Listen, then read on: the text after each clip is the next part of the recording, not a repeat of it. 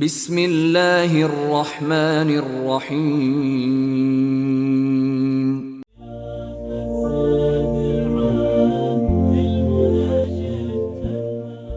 عبداللہ بن مسعود رضی اللہ تعالی عنہ سے مروی ہے، انہوں نے کہا کہ رسول اللہ صلی اللہ علیہ وآلہ وسلم نے فرمایا، اپنے مسلمان بھائی کو گالی دینا فسق ہے اور اس سے لڑنا کفر ہے، اور اس کے مال کی حرمت اس کے خون کی حرمت کی طرح ہے۔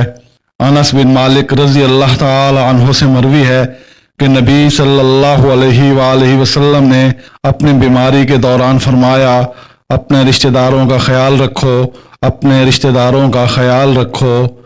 ابو ہریرہ رضی اللہ تعالی عنہ سے مروی ہے کہ رسول اللہ صلی اللہ علیہ وآلہ وسلم نے فرمایا، حیا ایمان سے ہے، اور ایمان جنت میں داخلے کا سبب ہے، اور بدگوئی ظلم و جفا سے ہے، اور ظلم و جفا آگ میں جانے کا سبب ہے۔ حضرت انس رضی اللہ تعالی عنہ سے مروی ہے، انہوں نے کہا کہ رسول اللہ صلی اللہ علیہ وآلہ وسلم کے ساتھ ایک آدمی تھا، اس کا بیٹا آیا تو اس نے اسے بوسہ دیا اور اپنی ران پر بٹھا لیا، پھر اس کی بیٹی آئی تو اس نے اسے اپنے پہلو میں بٹھا لیا۔ آپ صلی اللہ علیہ وآلہ وسلم نے فرمایا، تم نے ان دونوں کے درمیان انصاف کیوں نہیں کیا؟ نبی صلی اللہ علیہ وآلہ وسلم کے کسی خادم مرد یا عورت سے مروی ہے، اس نے کہا کہ آپ صلی اللہ علیہ وآلہ وسلم اپنے خادم سے پوچھا کرتے تھے کہ کیا تمہاری کوئی ضرورت ہے؟ ایک دن اس نے کہا، اے اللہ کے رسول صلی اللہ علیہ وآلہ وسلم، ایک حاجت ہے۔ آپ صلی اللہ علیہ وآلہ وسلم نے فرمایا، تمہاری کیا حاجت ہے؟ اس نے کہا، میری حاجت یہ ہے کہ قیامت کے دن آپ صلی اللہ علیہ وآلہ وسلم میری شفاعت کریں۔ آپ صلی اللہ علیہ وآلہ وسلم نے فرمایا، تمہیں یہ بات کس نے بتائی؟ اس نے کہا، میرے رب نے۔ آپ صلی اللہ علیہ وآلہ وسلم نے فرمایا، کثرت سجود کے ساتھ میری مدد کرو۔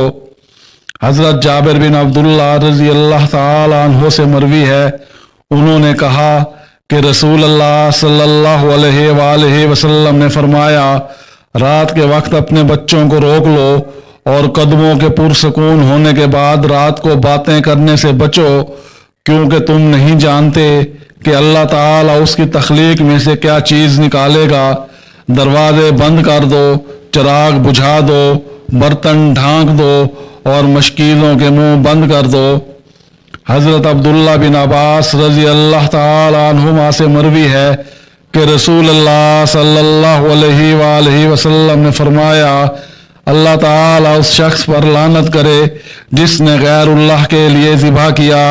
اللہ تعالیٰ اس شخص پر لعنت کرے جس نے زمین کی سرحدوں یا نشانات کو تبدیل کیا۔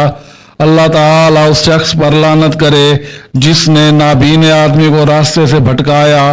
اللہ تعالیٰ اس شخص پر لعنت کرے جس نے اپنے والدین کو گالی دی اور ایک روایت میں ہے کہ نافرمانی کی۔ اللہ تعالیٰ اس شخص پر لعنت کرے جس نے اپنے مالکوں کے علاوہ کسی اور کو اپنایا، ایک بنایا۔ اللہ تعالیٰ اس شخص پر لعنت کرے جس نے کسی جانور سے بدکاری کی۔ اللہ تعالیٰ اس شخص پر لعنت کرے جس نے قوم لوط کا عمل کیا۔ اللہ تعالیٰ اس شخص پر لعنت کرے جس نے قوم لوط کا عمل کیا۔ اللہ تعالیٰ اس شخص پر لعنت کرے جس نے قوم لوط کا عمل کیا۔